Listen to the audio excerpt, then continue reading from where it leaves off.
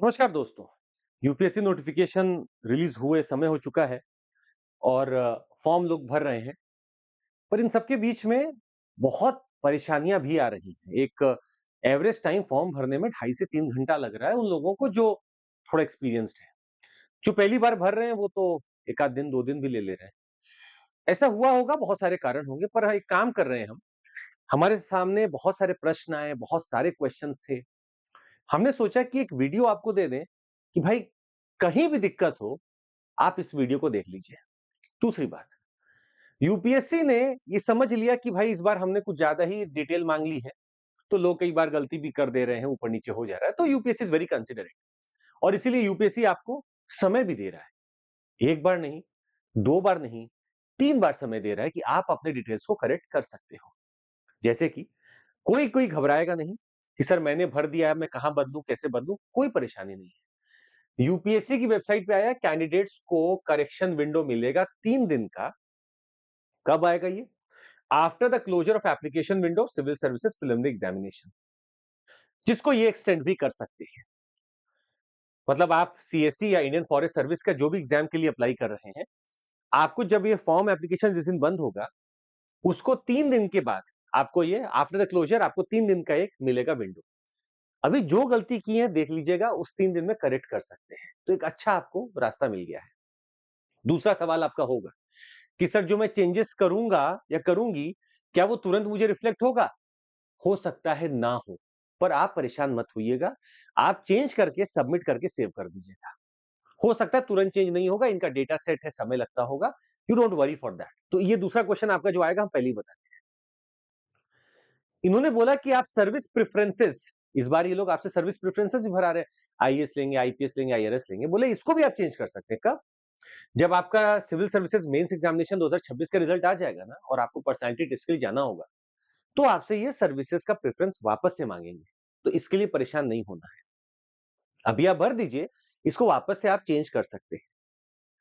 तीसरा, ये शायद आपको थोड़ा धुंधला दिख रहा होगा, पर हम आपको बता दें ये यूपीएससी की वेबसाइट से ही है। कमीशन प्रोवाइड करेगी विंडो ऑफ 10 डेज, यहां लिखा हुआ है 10 डेज का आपको विंडो प्रोवाइड करेगी after declaration of civil services preliminary examination. Prelims exam के रिजल्ट के 10 दिन के अंदर ये लोग आपको और देंगे 10 दिन का पीरियड।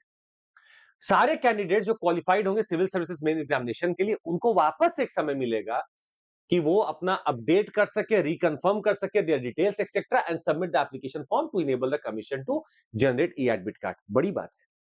मतलब जब सिविल सर्विसेज एग्जामिनेशन प्रीलिम्स का रिजल्ट आ जाएगा और जिन लोग का सिलेक्शन इसमें हो रहा होगा, जो प्रीलिम्स निकाल लेंगे, उनको एक करेक्शन विंडो मिलेगा 10 दिन का। करेक्शन विंडो मिलेगा 10 दिन का। वो यहां पर काफी चीजें अपडेट कर पाएंगे। They will update lot of things here. तो आपके लिए एक दूसरा रास्ता भी मिल गया। अभी गलती है, कोई बात नहीं, जब निकाल लेंगे तब आप उसको बदल लीजिएगा।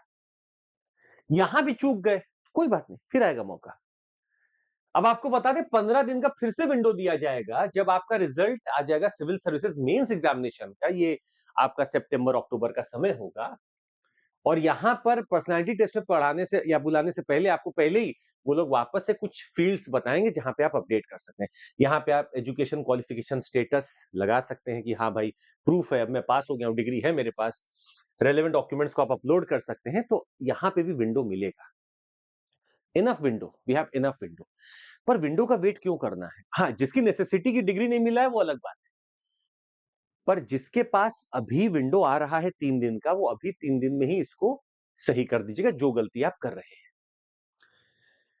आइए हम देखते हैं कि अब सबसे बड़ा क्वेश्चन जो हमारे पास आया वो ये आया कि सर मैंने प्रीवियस एग्जाम दे रखा है सीएपीएफ का, सीडीएस का, और उसमें मैंने यूआरएन ऑलरेडी भर रखा है।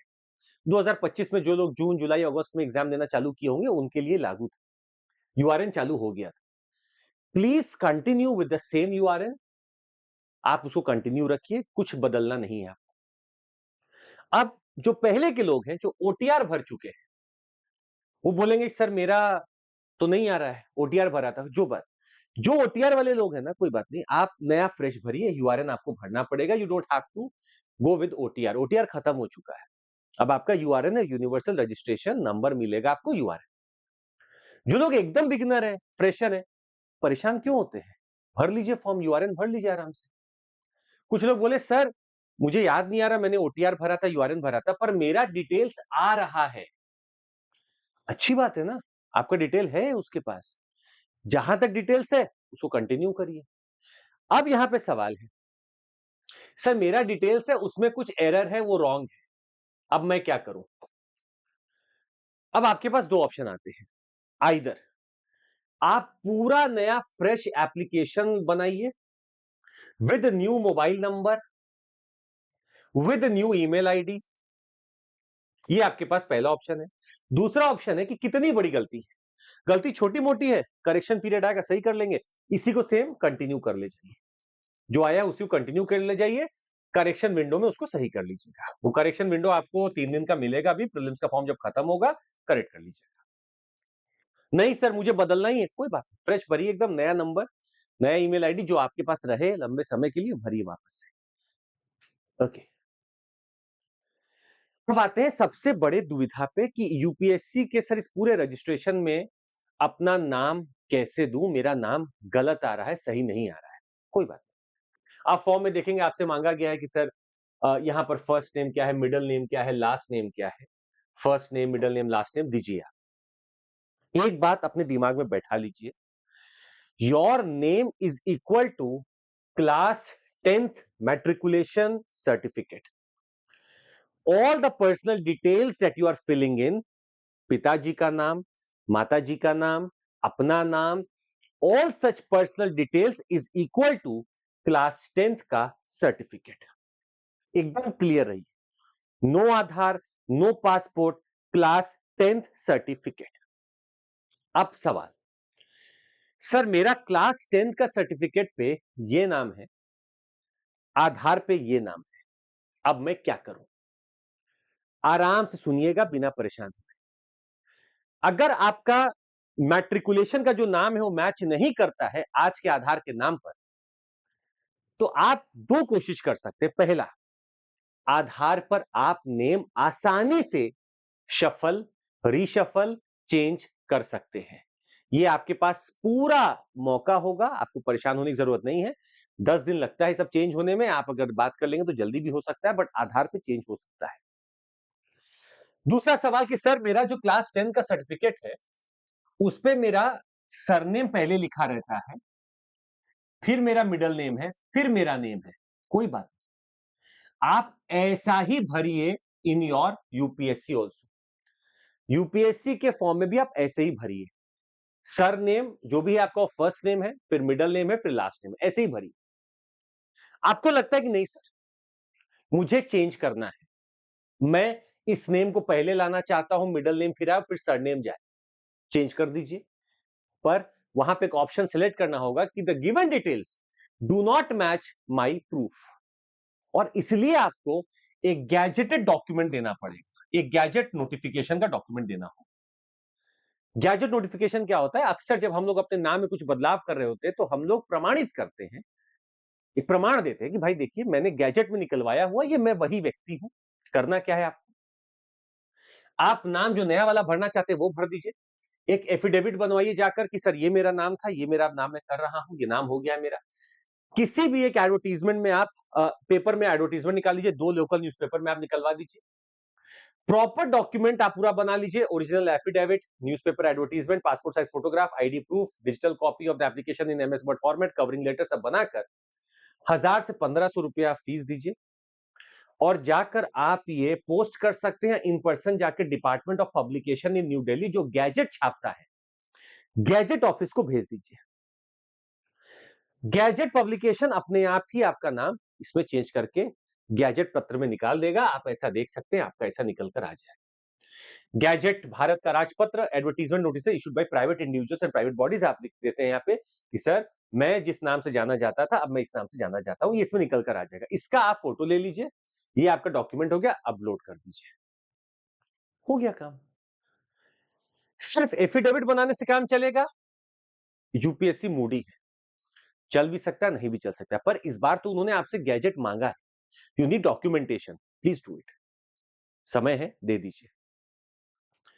तो नाम को लेकर कोई टेंशन नहीं लेना है आपको। आपको कहीं भी लग रहा है कि मेरा जो क्लास 10 का सर्टिफिकेट है वही नाम मुझे लिखना है, मेरा वही नाम यहां होगा, आप उसको बदल नहीं सकते। आज आप कुछ और यूज करते हैं, गैजेट बनवा लीजिए कि नहीं, क्लास 10 सर्टिफिकेट वाला और ये वाला एक ही व्यक्ति, यही मेरा नाम, it is you have to do this, चलेगा? हाँ, आपको लगता है कि नहीं सर, अब मुझे क्लास 10 वाले को नहीं फॉलो करना है, मुझे पहले अपना नाम लिखना है, आप कर लीजिए, गैजेट बनवा के गैजेट को अपलोड कर दीजिए और वहां ऑप्शन सेलेक्ट करिएगा कि sir this is not matching my details, my proof. ठीक, इतना क्लियर हो गया। दूसरा, आपको क्लास 10th 12th का पूरा डिटेल भरना है, क्या एग्जाम दिया, कब एग्जाम दिया, सब कुछ आपको भरना है। वहां पे वो आपसे एक यूडीआईएससी कोड मांग रहे हैं, जो स्कूल का कोड आता है। यूडीआईएससी कोड मांग रहे हैं जो कि स्कूल का कोड होता है। हो सकता है कि मेरा स्कूल बंद हो गया, मैं आज से क्लास 10 जब पास किया तो 15 साल हो गया, 10 साल हो गया, बंद हो गया स्कूल, खत्म हो गया, कोई बात नहीं। आप यूडीआईएससी कोड जहां आपसे मांग रहा है ना, वहां पे आप लिख दीजिए no,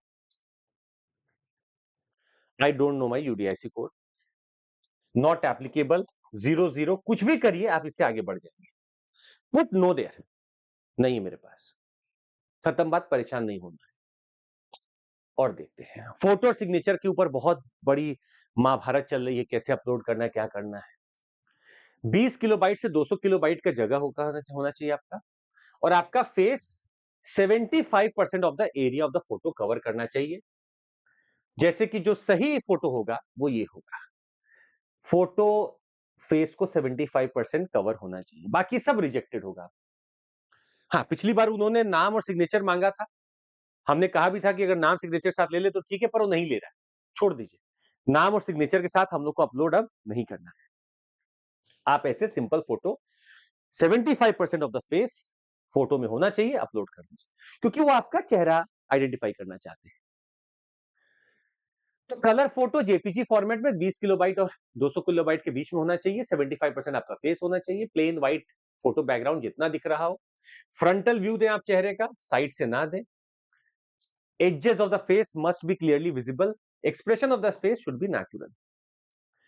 Please do not sign the photograph, eyes must not be covered by hair, glares on eyeglasses should be avoided। आप eyeglass पहन सकते हैं और उसमें चमक ना पड़े, उस बात का ध्यान रखें।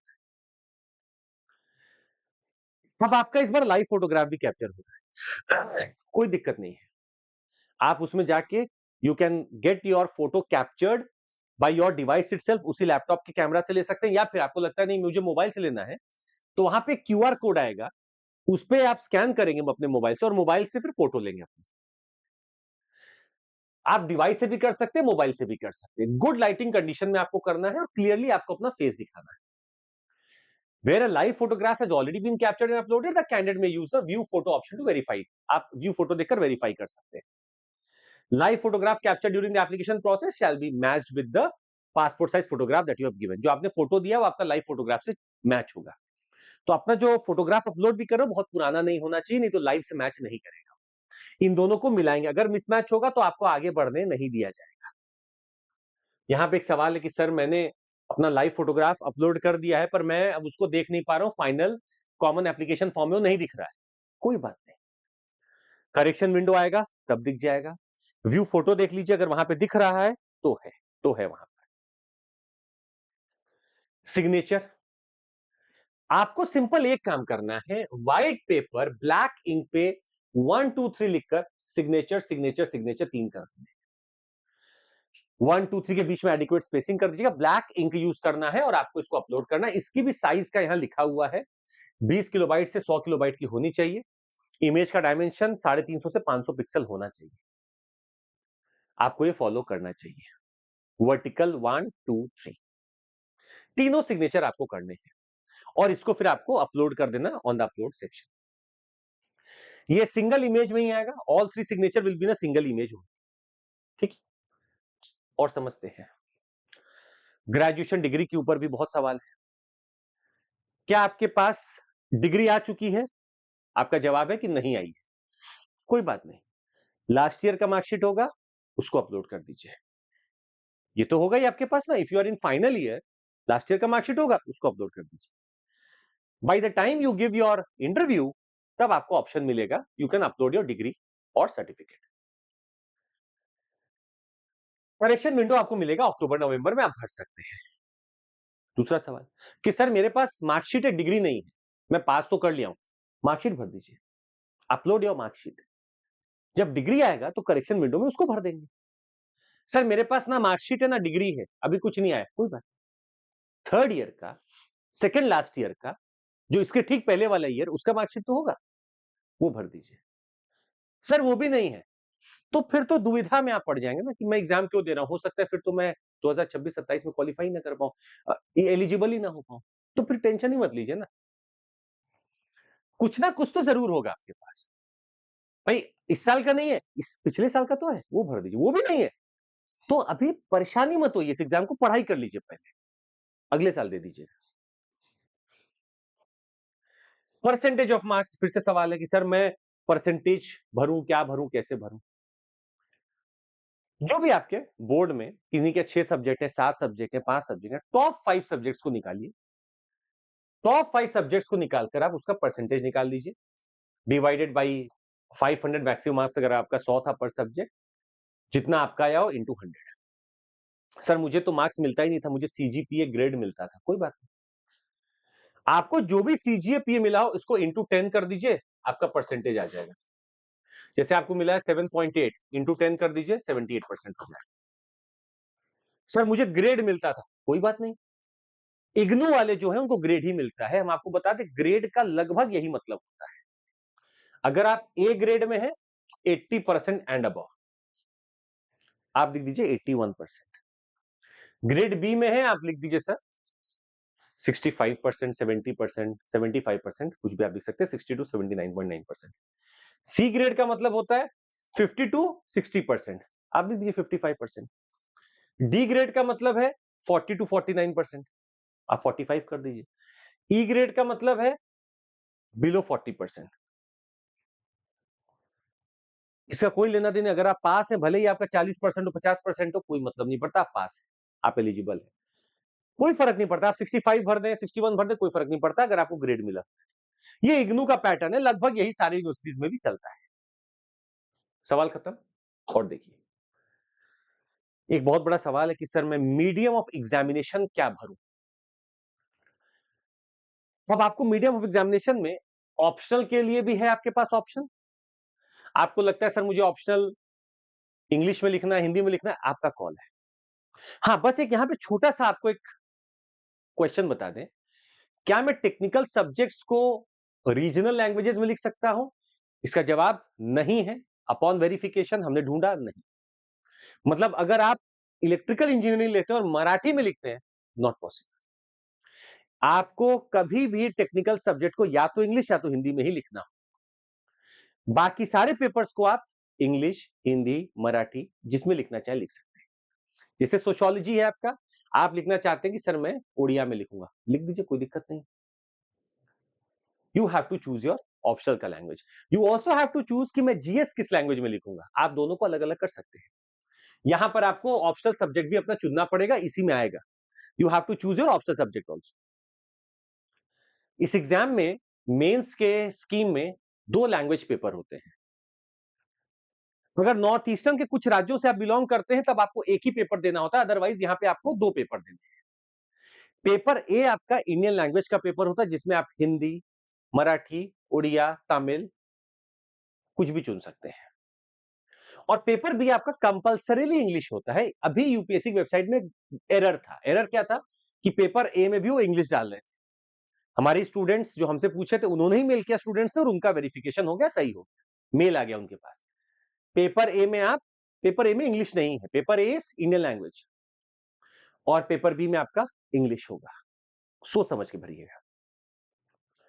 सर मैंने अपना मेंस इंग्लिश में दिया है, पर मैं इंग्लिश बोलने में बहुत सक्षम नहीं हूं, मैं चाहता हूं कि मैं हिंदी में दूं, कोई बात नहीं। Language for your personality test could be any of your languages that are mentioned in our 8th schedule.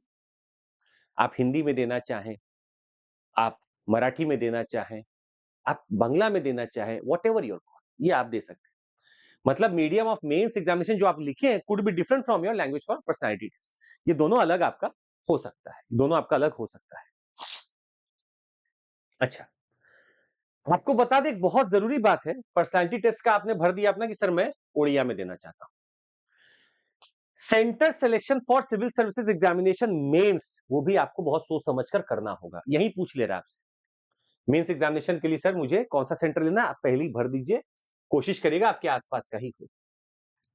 अब चूंकि सर्विस प्रेफरेंस को बदलने का मौका फिर से आपको मिलेगा आगे चलकर, स्टिल गलत क्यों भरना है भाई? सर्विस प्रेफरेंस में नॉर्मली जो लोग भरते हैं वो यही होता है कि टॉप पे वो लोग इन्हीं तीन को रखते हैं,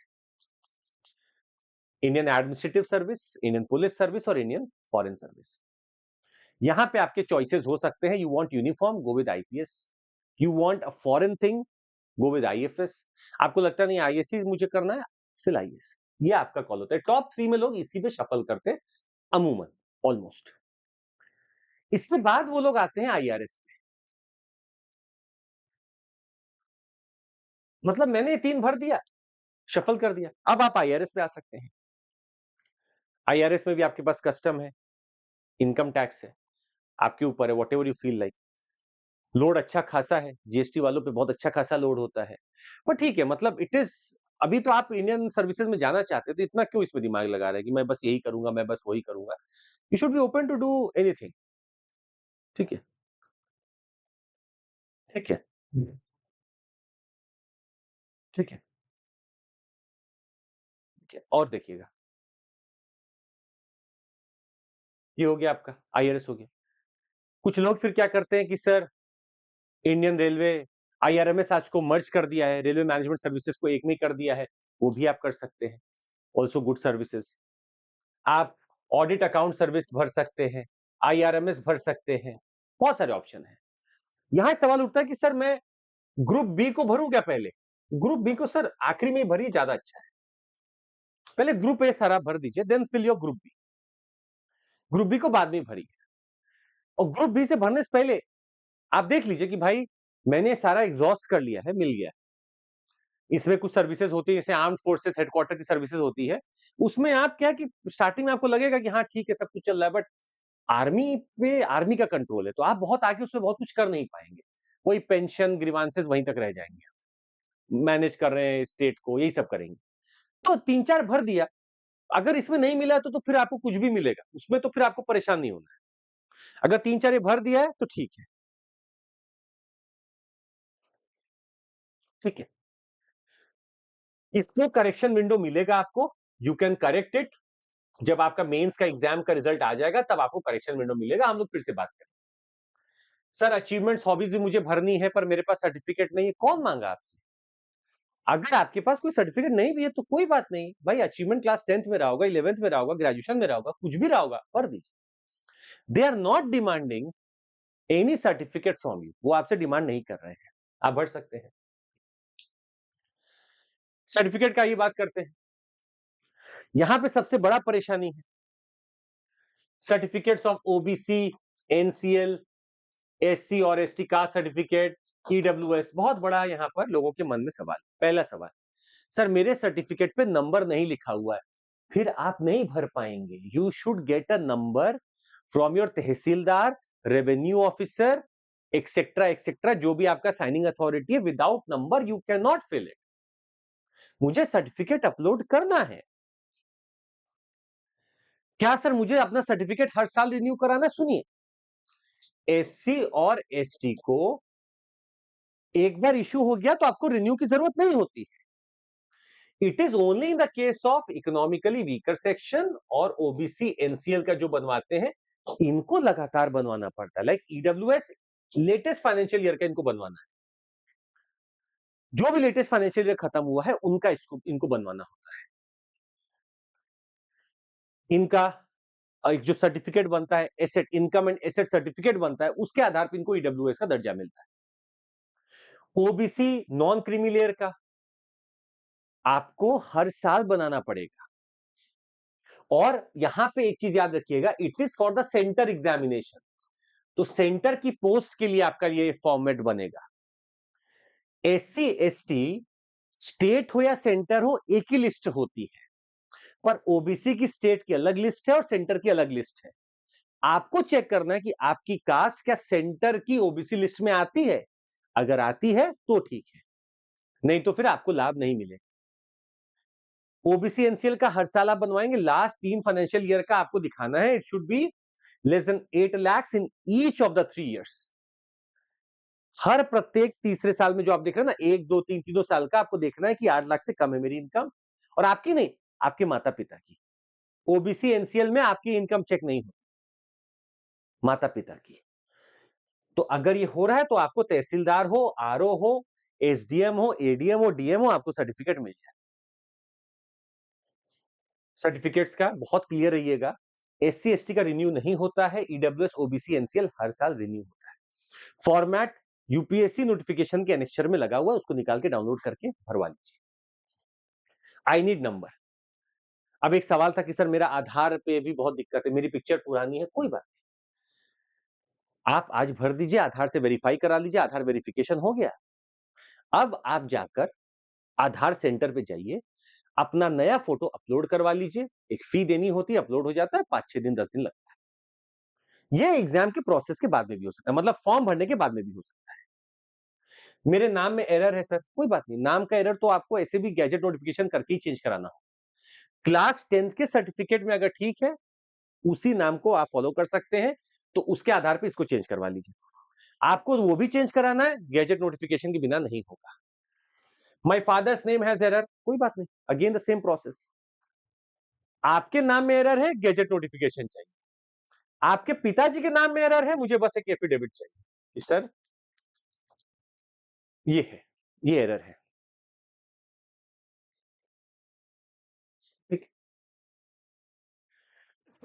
if you are a single mother child, single father child, क्या इनकम डालूं? जो इनकम आ रही है वो डाल लीजिए। मान लीजिए पिताजी नहीं है, माताजी है, माताजी को पेंशन मिल रही है, पेंशन में जो पैसा आ रहा है वो डाल दीजिए, जो इनकम आ रहा हो। आपकी माताजी एक हाउसवाइफ ही है, जीरो इनकम, जीरो कर दीजिए आप, कोई दिक्कत नहीं है। आप लाख दिखाना चाहे लाख दिखा दीजिए, कोई दिक्कत नहीं। सेपरेटेड है सर पर डाइवोर्स नहीं है, मैं क्या दिखाऊं? कोई बात नहीं, आप नॉट एप्लीकेबल कर दीजिए, एनए एनए एनए। कहां रहते पिताजी मुझे नहीं पता, एनए एनए एनए कर सकते हैं। ऐसे बहुत छोटे छोटे प्रश्न है, पर आप आराम से इसको निकाल सकते हैं, नॉट एप्लीकेबल एनए करके आगे बढ़ सकते हैं। You have change something which is not reflected in your present Kaif, कोई बात नहीं। हमने अभी आपको बताया कि आपने कुछ चेंज किया और अभी तुरंत रिफ्लेक्ट नहीं हो रहा है, कोई बात नहीं, आप बस देख लीजिए प्रीव्यू उसका, जाकर प्रीव्यू ठीक दिख रहा है, उसका फोटो लेकर रख लीजिए, बाद में हम लोग इसको देखेंगे, ये चेंज हो जाएगा। डेटा सेट्स कई बार तुरंत चेंज नहीं होते हैं, तो वेट, इसका बस एक ही आंसर होगा कि you have to wait for some time, wait for some time. खैर, हमने कोशिश की आपकी बहुत सारी दुविधाओं को सॉल्व करने की, अभी भी हो तो आप नीचे कमेंट जरूर करिए। पर हमारा 15 तारीख को एक टेस्ट होगा, जरूर देना है आपको, 9:30 बजे और 2:30 बजे आपको पेपर जरूर देना है। हमारे बहुत सारे बैचेस चालू होते हैं, हर साल होते हैं, हर महीने होते हैं, हम लोग कोशिश करते हैं आपको बैच देने का। सीएमसी कोड है हमारा, जिसको यूज करके आप हमारे साथ जुड़ सकते हैं। आप फॉर्म फिल करें और उसमें कोई दिक्कत आए तो हमारे लिए एक आप हम आपके लिए एक हेल्पलाइन नंबर लेकर आए, जिसपे आप फॉर्म भरेंगे ना, डिस्क्रिप्शन में लिंक है, आप भर दीजिए, हम आपको कॉल करके बता देंगे। Plus we have an revision test series where 1999 में पूरा आपको मिल रहा है, अनअकैडमी रिवीजन टेस्ट सीरीज पूरा मिल रहा है, 2500 प्लस क्वेश्चंस, क्वालिटी क्वेश्चंस। तो जुड़कर देखिए, फायदा होगा सर, और कोई भी प्रश्न हो आपका नीचे कमेंट करिएगा, I will reply genuinely. Bye, take care, जय हिंद, ध्यान रखिएगा अपना, और कोई भी दिक्कत हो बताइएगा। Thank you so much.